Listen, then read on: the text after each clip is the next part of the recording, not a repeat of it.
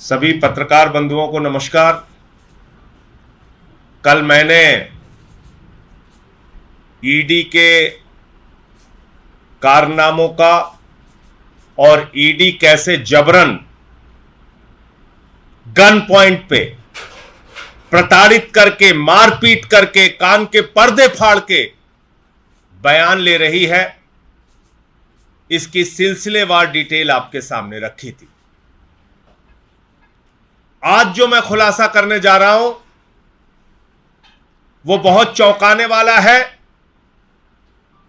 और पूरी तरीके से साबित हो जाएगा कि ईडी वास्तव में झूठे, बेबुनियाद, बिना सिर पैर के केस बनाने पे लगी हुई है। कोई तथ्य नहीं, कोई प्रमाण नहीं, कोई बयान नहीं, झूठे केस बनाओ, झूठे केस दर्ज करो। पिछले कई दिनों से बार बार मीडिया में ईडी के माध्यम से मेरा नाम लिया जाता है। मैं बड़ा परेशान था, कई रात सो नहीं पाया, पूरा जीवन ईमानदारी से बिताया, पूरी ईमानदारी से, 100% ईमानदारी से अपना जीवन बिताता हूं। मैं बड़ा परेशान हुआ कि जिस आबकारी नीति से मेरा कोई लेना देना नहीं, उसमें ईडी बार बार मेरा नाम क्यों ले रही है। अखबारों में, मीडिया में, टीवी चैनल पे खबरें क्यों प्लांट की जा रही हैं। जब खबर चली मीडिया में, मैंने जानकारी ली तो पता चला ईडी की चार्जशीट में मेरा नाम है। मैंने चार्जशीट खोजी, चार्जशीट में क्या लिखा है वो मैं आपको पढ़ के सुना रहा हूं। ये ईडी की चार्जशीट है, ईडी की चार्जशीट। इस चार्जशीट में कहा गया है कि 1/10/2022 को दिनेश अरोड़ा ने यह बताया कि अमित अरोड़ा की एक दुकान का ट्रांसफर, अमित अरोड़ा की एक दुकान का, शराब की दुकान का ट्रांसफर संजय सिंह के डायरेक्शन पर मनीष सिसोदिया ने किया। अब पहला सवाल होता है कि संजय सिंह कौन होते हैं डायरेक्शन देने वाले। लेकिन इस स्टेटमेंट में लिखा गया, इस चार्जशीट में लिखा गया कि दिनेश अरोड़ा ने ऐसा बताया कि अमित अरोड़ा की शराब की दुकान संजय सिंह के डायरेक्शन पर मनीष सिसोदिया ने ट्रांसफर की। इसका आबकारी नीति से कोई लेना देना नहीं, मैं आपको फिर क्लियर कर दूं। इस अमित अरोड़ा की कोई शराब की दुकान है जिसके ट्रांसफर करने की बात कही जा रही है। यह लीकर पॉलिसी के पहले का मामला बताया जा रहा है। इसको ध्यान से समझिएगा। यह कौन कह रहा है? ईडी कह रहा है। कहां कह रहा है? अपनी चार्जशीट में कह रहा है। कब कह रहा है? 6 जनवरी को। 6 जनवरी को, यह तारीख याद रखिएगा, 6 जनवरी को जब ईडी अपनी चार्जशीट दाखिल करता है तो उस चार्जशीट में मेरा नाम लिखता है कि मेरे डायरेक्शन पर मनीष सिसोदिया ने अमित अरोड़ा की शराब की दुकान ट्रांसफर की।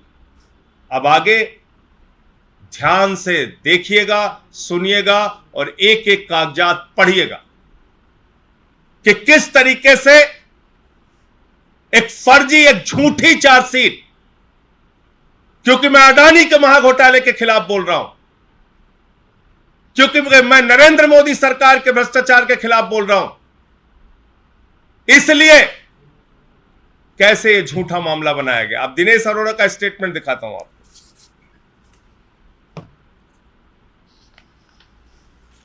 यह है दिनेश अरोड़ा का स्टेटमेंट जो ईडी ने दर्ज किया। यह चार्जशीट है 6 जनवरी वाली और यह दिनेश अरोड़ा का स्टेटमेंट है। इस स्टेटमेंट में यह कहा जा रहा है कि एक्साइज कमिश्नर राहुल सिंह ने रूटीन वे में अमित अरोड़ा की दुकान का ट्रांसफर किया। इसमें संजय सिंह के नाम का कहीं कोई दूर दूर तक जिक्र नहीं। ईडी ने खुद जो 50 में बयान लिया दिनेश अरोड़ा का, उसमें संजय सिंह के नाम का कहीं कोई जिक्र नहीं। यह भी आपको उपलब्ध करा दूंगा। यह कब लिया गया? यह लिया गया 1/10/2022। जो चार्जशीट में डेट लिखी है वही डेट ईडी के द्वारा दर्ज किए गए बयान में लिखी है। अब और मजेदार बात आपको बताता हूं, देखिए कैसे झूठे मामले बना रहे हैं। अब न्यायालय के समक्ष जो सबसे तथ्यपूर्ण और सच्चा बयान माना जाता है, न्यायालय के समक्ष दिनेश अरोड़ा ने जो बयान दिया 164 का बयान, वो 164 का बयान क्या कहता है? वो 164 का बयान कहता है कि अमित अरोड़ा ने दिनेश अरोड़ा से जब ये ट्रांसफर की बात करी तो दिनेश अरोड़ा लिख रहा है कि मैंने इस बारे में ना डिप्टी सीएम से बात करी ना संजय सिंह से।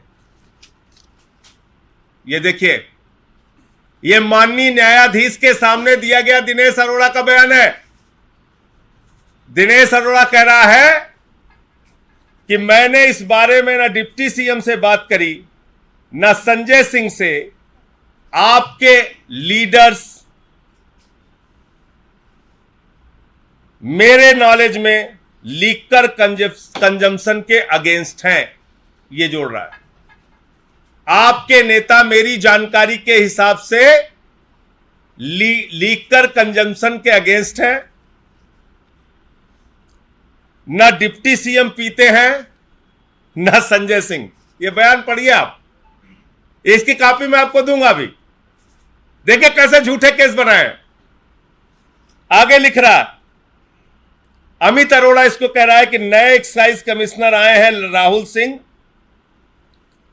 राहुल सिंह को इस सीट पर मैं लेकर आया, अमित अरोड़ा कह रहा है। और इसने अमित अरोड़ा ने राहुल सिंह से इनकी मुलाकात कराई, दिनेश अरोड़ा की। और फिर इसमें आगे तारीख दी हुई है।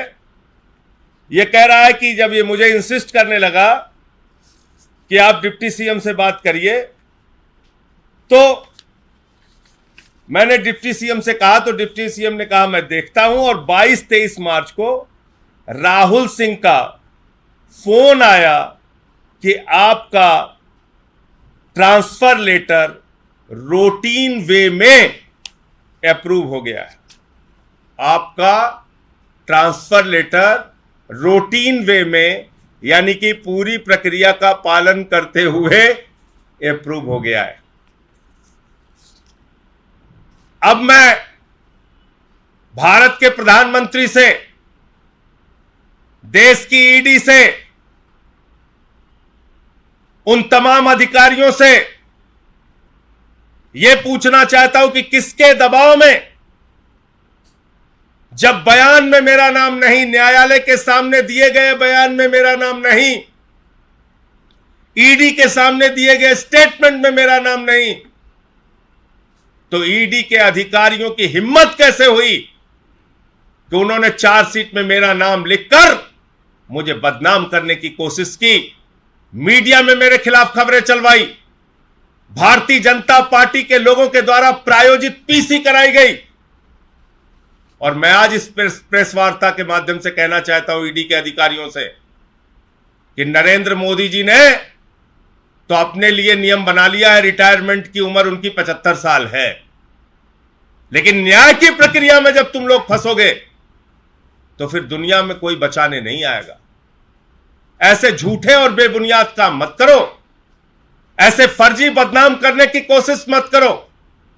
और इसलिए क्योंकि इस झूठे चार्जशीट के आधार पर मेरे खिलाफ टीवी चैनल पे खबर चली, मेरे खिलाफ भाजपाइयों ने प्रेस वार्ता करी, मेरे खिलाफ तमाम दुष्प्रचार किया ईडी ने, इसलिए ईडी के तमाम अधिकारियों के खिलाफ, इनके डायरेक्टर के मिश्रा के खिलाफ, इनकी अधिकारी जिसने इस पे दस्तखत किया है भानुप्रिया के खिलाफ, इनका आईओ जोगिंदर सिंह के खिलाफ डिफेमेशन का केस करूंगा, आपराधिक मानहानि का मुकदमा करूंगा, इनको बेनकाब करूंगा।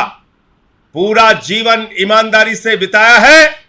मैं प्रधानमंत्री जी से कहना चाहता हूं, इस जन्म में नहीं, अगले जन्म में भी भ्रष्टाचार के एक भी सबूत और प्रमाण मेरे खिलाफ नहीं पाओगे। मैंने पूरा जीवन एक फक्कड़ की तरह ईमानदारी से बिताया है, आगे मरते दम तक उसी रास्ते पर चलूंगा। आप ये सब काम कर रहे हो, मैं खुद हैरान था कैसे नाम आ रहे हैं, कैसे कहानियां बनाई जा रही। दिनेश अरोड़ा न्यायालय के सामने बयान नहीं देता, मेरा नाम नहीं लेता। दिनेश अरोड़ा ईडी के सामने नहीं कहता कि मेरे कहने पे कोई लिखकर साफ ट्रांसफर हुई, ना न्यायालय के सामने कहता है, बल्कि न्यायालय के सामने तो कह रहा है कि आपके leaders Manish Sisodia, Sanjay Singh liquor consumption नहीं करते, नहीं पीते, और उसके बाद भी आपने मेरा नाम चार्जशीट में डाल दिया। तो डाला क्यों? अब इसकी क्रोनोलॉजी मैं आपको बताता हूं। ये क्यों डाला, ये क्यों दुश्मनी निभाई जा रही मुझसे, ये अब आप देखिए। 12 दिसंबर को पिछले 8 वर्षों में 3000 छापे विपक्ष के नेताओं पे मारे गए और मात्र 23 लोगों को ईडी कन्विक्ट कर पाई, मात्र 0.5%। ये ईडी 20,000 करोड़ का घोटाला करने वाले मोदी के खिलाफ क्यों चुप रहती है? संजय रावत जी हम बैठे 100 दिन जेल में रहे, मनीष सिसोदिया के घर पे आपने 14 घंटे छापेमारी की। ये मेरा संसद में दिया गया भाषण है। कब? इसमें तारीख लिखी हुई है 12 दिसंबर 2022 को। मैंने ईडी के मिसयूज के खिलाफ लोकतंत्र के सर्वोच्च मंदिर में 12 दिसंबर 2022 को यह बयान दिया कि ईडी 3000 छापेमारी करती है, मात्र 0.5% उसका कन्विक्शन रेट है, लोगों को फर्जी फंसा रही है और जेल में डाल रही है, लोगों के घरों पर फर्जी छापेमारी कर रही है और प्रताड़ित कर रही है। यह मामला देश की संसद में मैंने उठाया और भारत की संसद ने मुझे कहा, माननीय सभापति जी ने मुझसे कहा कि जो बातें आप कह रहे हैं उसको रिकॉर्ड पर लाइए। मुझे प्रिविलेज कमेटी का विशेषाधिकार समिति के द्वारा मुझसे पूछा गया कि जो बातें आप कह रहे हैं उससे संबंधित साक्ष्य लाइए। और आप देखिए, आज तो यह लगता है ईडी भारत की संसद से बड़ी हो गई। 12 दिसंबर को मैं बोलता हूं और 6 जनवरी को चार्जशीट में मेरा नाम शामिल कर दिया जाता है, जबकि 1/10/2022 के बयान में दिनेश अरोड़ा ने मेरा नाम नहीं लिया, और उसके पहले जब 164 का उसका न्यायालय के सामने बयान हुआ उसमें भी दिनेश अरोड़ा ने मेरा नाम नहीं लिया। बावजूद इसके चार्जशीट में 6 जनवरी को 12 दिसंबर के इस भाषण के बाद जबरन चार्जशीट में मेरा नाम शामिल किया जाता है। अब यह देश की संसद में बैठने वाले सांसदों को भी सोचना पड़ेगा कि क्या देश की संसद से बड़ी हो गई है ईडी। और मैं कहना चाहता हूं आज की इस प्रेस वार्ता के माध्यम से उन तमाम लोगों से, क्योंकि भारत की संसद की विशेषाधिकार समिति ने मुझसे कहा है कि जानकारी दीजिए कि ईडी कैसे फर्जी और झूठे मामले बना रहा है।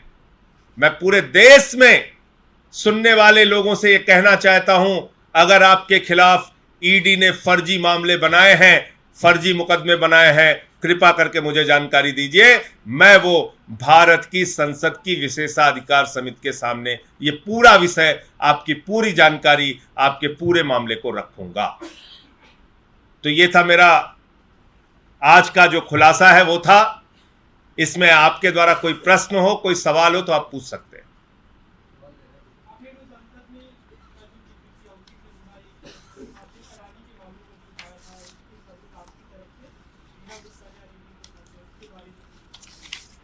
देखिए, ये भी बड़ी अजीब बात है, अच्छा आपने याद दिलाया। ईडी को मैंने 11 बार मेल की मुलाकात करने के लिए, 11 बार मुलाकात करने के लिए उनसे समय मांगा। अडानी के घोटाले पर मुझे जानकारी देनी है, समय दे दो। अडानी के घोटाले पर मुझे जानकारी देनी है, समय दे दो। कोई जानकारी नहीं दी गई, कोई समय नहीं दिया गया। लास्ट में उनकी तरफ से एक मेल आता है, जवाब आता है कि आप बंद लिफाफे में आकर इसको रिसीव कराइए। तो बड़ी मुश्किल से 2-3 महीने के जद्दोजहद के बाद ईडी का जो उड़न दस्ता है, जो रात दिन सबके यहां छापेमारी करता रहता है, वो उड़न दस्ता, ईडी का वो उड़न दस्ता 2 महीने से मुझे समय नहीं दे रहा था। 11 मेल किया, मुलाकात के लिए समय नहीं दे रहा था। बड़ी मुश्किल से आज अडानी के महाघोटाले पे 4 एपिसोड जो मैंने आपके सामने रखा था, उसकी शिकायतें रिसीव की गई हैं ईडी में। उसकी शिकायतों को उन्होंने लिया है, उसकी रिसीविंग दी है, और अगर इससे संबंधित वो कोई जांच करेंगे तो उसमें जो भी और तथ्य और जानकारी चाहेंगे वो उपलब्ध कराई जाएगी। ये है ईडी की रिसीविंग, और आज ये ईडी में रिसीव हुआ है। और कोई प्रश्न आपके? एक सवाल विपक्षी एकता के बारे में अभी तक जब अरविंद केजरीवाल से पूछते थे तब उनका कहना था कि कुछ दल साथ आ जाएं केवल हराने के लिए, ये पब्लिक पसंद नहीं करती है, पॉजिटिव एजेंडा होना चाहिए। लेकिन अब कल नीतीश कुमार जी मिले तो विपक्षी एकता पे सहमति जताई और कहा कि हाँ सबको साथ। देखिए, विपक्षी एकता पे जो मुद्दे उन्होंने कहा कि भाई इस देश में सबसे महाभ्रष्ट सरकार आजादी के बाद की चल रही है नरेंद्र मोदी जी की सरकार, ये केजरीवाल जी ने कहा, और कहा कि इसके लिए सारे लोगों को एकजुट होना होगा, एक साथ आना पड़ेगा। बाकी बातें आगे क्या तय होंगी वो समय समय पर आपको बताई जाएंगी। लेकिन कल जो मोटे मोटे तौर पे तय हुआ और बातचीत हुई, उसमें यही सहमति बनी कि भाई अब तक जितने भी, चाहे महंगाई हो, बेरोजगारी हो, काला धन का मुद्दा हो, किसानों के फसल के दाम न मिलने का मुद्दा हो, या अग्निवीर का मुद्दा हो, ये किससे जुड़ा हुआ है? ये भ्रष्टाचार से जुड़ा हुआ है। इतनी लूट और भ्रष्टाचार हो रहा है कि लोगों के बैंक खाली हो रहे हैं, भारत की संपत्तियां बिक रही हैं। इतना लूट और भ्रष्टाचार इस सरकार ने कर रखा है कि भ्रष्टाचार का केंद्रीकरण हो गया, लाखों करोड़ की लूट हो रही है। आज बेरोजगारी से लेकर महंगाई तक के पीछे कारण है भ्रष्टाचार। तो इसलिए इस मुद्दे पर एकजुटता की बात उन्होंने कही है, विपक्ष के लोगों को एक साथ आने की बात कही।